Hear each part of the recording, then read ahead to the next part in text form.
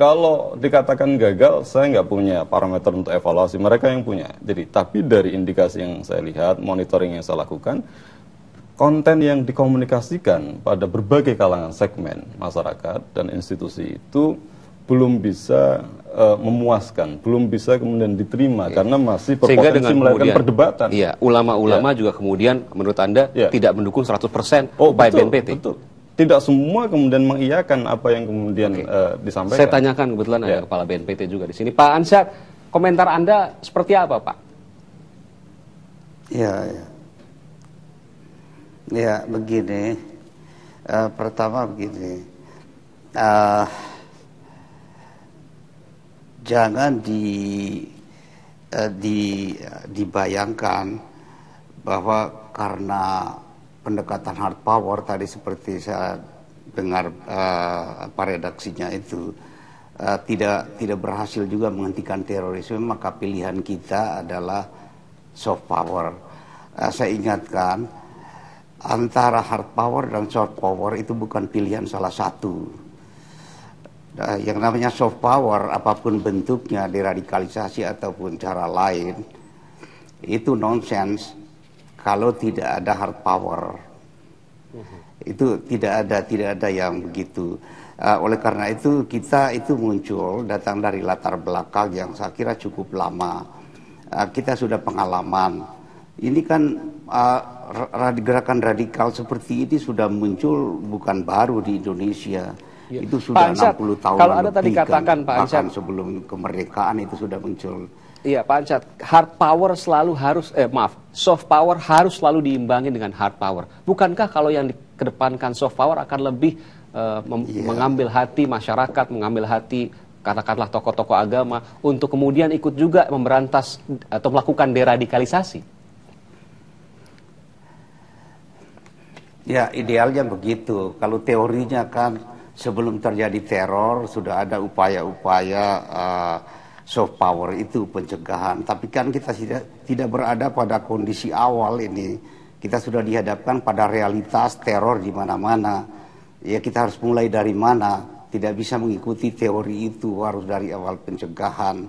Yang jelas, yang sekarang kita prioritaskan bahwa teroris itu harus bisa kita bawa ke pengadilan.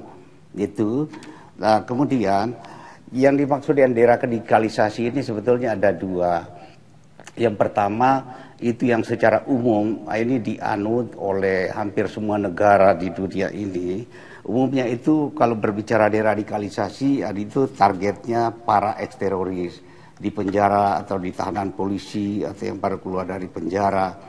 Di kita ini konsep kita itu salah satu. Tetapi yang penting sebetulnya adalah konteks yang lebih besar, masyarakat yang lebih luas, di mana para teroris itu mendapat dukungan. Jadi bagaimana kita harus menangani masalah itu? Di sini jangan harapkan itu hanya dari BNPT. BNPT sebetulnya hanya fasilitator. Seperti tadi saya ingin menanggapi itu, narasinya terlalu tipis. Ya itu betul Pak, dalam satu seminar kan bicara itu hanya 10 menit, 15 menit. Tidak mungkin kita sampaikan satu buku di situ. Tapi itu latar belakangnya itu Pak. Dari buku-buku yang tebal-tebal itu, ini semua kita menampung suara, saran-saran dari para ulama, dari berbagai kelompok, apa yang harus kita lakukan. Kita hanya menyajikan kepada masyarakat itu bahwa ini loh masalah kita. Terorisme itu dimotivasi oleh ideologi radikal yang mengatasnamakan agama. Bahkan para ulama itu dikatakan membajak agama. Oleh karena itu penanganannya ini harus para ulama, bukan pemerintah. Pemerintah hanya memfasilitasi. Jadi di situ kita hanya memberikan garis-garis besarnya. Kalau kita lihat kita identifikasi terorisme ini. Ya, kalau kita lihat Pak Ansyad, mayoritas dari penanganan terorisme itu adalah extrajudicial killing. Artinya hard power, menggunakan kekerasan, pembunuhan dan lain sebagainya. Memang ada konteks, katakanlah kontak senjata di situ. Tetapi apakah kemudian difikirkan kemudian bahwa kemudian ini menimbulkan langkah-langkah selanjutnya dari para teroris untuk kemudian balas dendam seperti yang terjadi beberapa tahun belakangan ini? Tapi Saya tahan dulu Pak Ansyad, saya akan kembali Pertama, menanyakan saya ke Anda koreksi. setelah jeda berikut ini. Mohon maaf Pak Ansyad. Dan saudara bersama Dialog Kompas Petang, kita langsung ke Pak Ansyad Mbai, Kepala Badan Nasional Penanggulangan Terorisme BNPT. Pak Ansyad, dendam yang dimunculkan oleh tindakan yang dilakukan atas nama hard power.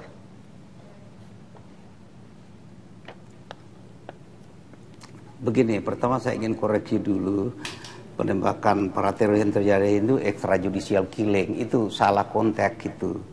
Extrajudicial killing itu dilakukan di luar proses hukum.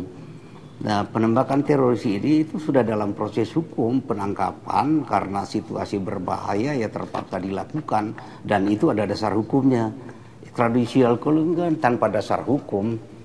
Ini ada dasar hukum, jadi tolong dikoreksi, itu menimbulkan persepsi yang keliru nanti. Oke, kemudian kalau dilihat dari konteksnya Pak, kemudian kalau kita lihat data yang berkembang, data yang ada, fakta yang ada, bahwa kebanyakan teroris atau tersangka teroris atau terduga teroris ditangkap melalui proses seperti itu.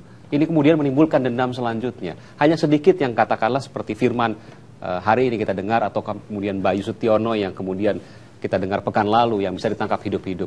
Kemudian apakah memang harus selalu dilakukan hal-hal seperti itu? Pertama, ini koreksi sekali lagi, tidak kebanyakan. Ya Anda sebut tadi 55, Anda tahu teroris yang ditangkap itu sudah 800-an. Jadi tidak kebanyakan itu. Oke, Pak Hendro Priyono, kalau kita lihat seperti itu, apa kemudian yang harus dilakukan? Ini kemudian ada satu, katakanlah, musuh baru bagi para teroris adalah penegak hukum. Memang sesuatu hal yang sesungguhnya sangat aneh, tapi memang itu fakta yang terjadi. Anda melihat ini seperti apa? Menurut saya kalau tujuan dari operasi itu, kalau operasi intelijen, sudah pasti menginginkan sasarannya tertangkap hidup. Karena kalau mati kan informasinya nggak ada lagi yang bisa didapat. Tapi untuk jalan mencapai ke sana, kalau terhalang oleh perlawanan misalnya, dan ketidakmungkinan untuk menangkap hidup, bahkan menggagalkan operasi, ya terpaksa ada korban sehingga sampai meninggal dunia. Saya kira tidak benar kalau itu sengaja menyergap teroris untuk dibunuh, itu kan merugikan diri sendiri. Saya rasa tidak. Jadi tembakan-tembakan itu juga terjadinya dalam baku tembak, dalam penyergapan. Tidak pernah ada yang terbunuh waktu diperiksa, diinterogasi kan tidak. Ya, karena itu menurut saya kita tidak bisa ya melihat itu semata-mata sudah ada prejudice dulu, udah ada persangkaan buruk dulu gitu. Dan kemudian soal dendam juga, walaupun dia misalnya menembak hanya satu orang aparat keamanan, dalam ini polisi, tapi polisi yang ditembak itu kan bukan yang mengakibatkan dia dendam, bukannya orang yang dulu. Artinya dendam itu lakukan membabi buta. Begitu? Membabi buta. Sepanjang sasarannya itu tidak terbatas atau sasarannya itu orang yang tidak tahu apa-apa, itu namanya teror. Mati satu atau mati 1000 sama saja gitu. Dalam agama kita juga gitu, satu dengan banyak sama gitu dosanya. Jadi kalau membalas dendam karena perbuatan orang yang menurut dia salah, menyakiti kepada orang lain yang nggak tahu apa-apa, itu namanya teror. Gitu. Bung Haris Abu Ulia, kalau Anda melihat seperti ini, ya memang kondisinya memungkinkan, tidak memungkinkan seperti kalau seandainya tadi kita lihat, kalau seandainya diminta dipilih ya tentunya ditangkap hidup-hidup. Tapi Anda mengatakan bahwa itu menjadi masalah di kemudian hari. Fakta empirik, saya berapa kali melakukan investigasi ya. Jadi tindakan-tindakan yang dianggap brutal oleh keluarga korban, itu faktanya mereka melahirkan kebencian yang luar biasa. Jadi makanya saya katakan bahwa kalau tidak legowo berani untuk otokritik bahwa hard power yang dilakukan law enforcement dengan densus yang ada itu melahirkan trauma keluarga korban, trauma orang-orang yang kemudian pertama ditangkap, disangka, tapi kemudian dilepas. Meskipun pada saat kejadian tidak memungkinkan kan untuk ditangkap hidup-hidup. Iya. Jadi kalau kemudian andaikan orang itu mati, maka ini akan melahirkan kebencian orang-orang yang sekeliling mereka. Ini saya banyak temukan. Jadi, solusinya seperti apa jadi kalau sebentar, mereka banyak sekali kemudian ada sebagian yang ingin kemudian balas dendam dan sebagainya. Berapa kali saya kemudian mendorong mereka untuk sabar, tidak untuk melakukan seperti itu.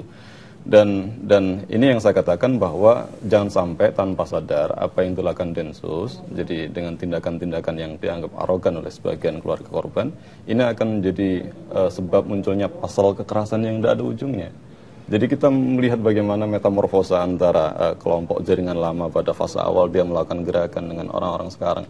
Bahkan kemudian memunculkan model orang-orang yang tidak ada kaitannya dengan jaringan manapun. Jadi dia ingin empati pada orang-orang yang dia lihat kesannya terdalimi dan kemudian dia melakukan aksi secara mandiri. Ini yang kalau sebagian orang mengatakan ini serigala kesepian, gitu. Padahal ini tidak ada kaitannya dengan siapapun. Jadi muncul empati hal seperti itu. Jadi tidak bisa kemudian digeneralisir, pasti ada kaitan dengan kalau Anda punya usulan katakanlah ke BNPT ataupun pemerintah, apa yang akan Anda katakan? Yang pertama harus profesional Densus. Jadi ketika melakukan penindakan. Jadi kalau dikatakan extrajudicial killing itu salah, evaluasi Komnas HAM akhir tahun 2010 telah dinyatakan ini extrajudicial killing. Hanya Amrozi, Imam Samudra, Mokhlas. Jadi yang mati dengan proses pengadilan. Selebihnya adalah di luar proses pengadilan. Ini fakta. Ini fakta yang nggak bisa kita pungkiri. Kemudian yang kedua, minimal ini akan bisa meminimais rasa dendam, bisa minimize karena manusia kan manusia. Karena orang-orang yang diduga teroris dan keluarga mereka itu juga manusia. Selama ini kita nggak begitu care bahwa mereka juga kemudian mendapatkan tekanan secara psikologi dalam lingkungan sosial mereka. Ini kan masalah. Ketika kemudian ini bisa direm, maka ini bisa minimalisir. Kemudian yang kedua, deradikalisasi dengan konsep-konsep yang ditawarkan itu, saya membacanya semakin ada upaya untuk menawarkan pemikiran-pemikiran liberal, pemikiran-pemikiran yang moderat. Ini akan melahirkan kutub kelompok orang-orang yang semakin radikal dan fundamental dalam aspek pemikiran. Dan akhirnya ini kontraproduktif. Baik, kami sudah dapat informasi dari Anda. Saya ke Pak Ansyad. Terakhir Pak Ansyad, ke depan apa yang ingin dilakukan oleh BNPT dalam kaitan dengan deradikalisasi ini? Ya, katakan lagi, deradikalisasi itu sebetulnya pemerintah itu hanya berposisi sebagai fasilitator. Key player itu masyarakat sendiri, terutama para ulama. Itu konsep dasarnya itu. Jangan disalahpahami. Ya, ini banyak sekali yang salah pahami. Konsep deradikalisasi itu tidak usah dikait-kaitkan dengan konsep liberal segala macam. Ini masalah dalam negeri kita yang melakukan kita sendiri. Terorisme ini sudah membunuh bangsa kita sendiri, merugikan bangsa kita. Kita yang paling tahu apa yang harus kita lakukan. Jadi tidak perlu dikait-kaitkan dengan sana.